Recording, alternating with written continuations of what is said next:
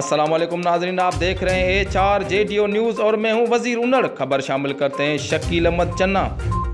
वज़ीर आला सिंध के अपने आबाई शहर भानसेदाबाद शहर में हाईवे डिवीज़न रोड 7 के SDO अमीर अली लाशारी भानसेदाबाद के शहर के ठेकेदार से मिलकर शहर के गलियों और मोहल्लों में नाकस मटीरियल इस्तेमाल करके शहर में गलियों और मोहल्लों में नालियों का काम आधा छोड़कर गायब हो गए हैं।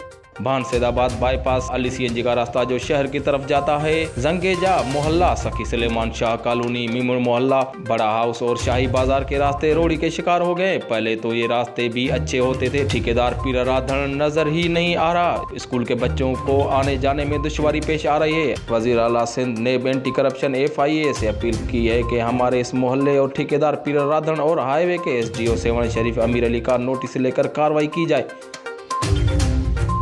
मज़ीद खबरों और अपडेट के लिए देखते रहिए HRJDO न्यूज़।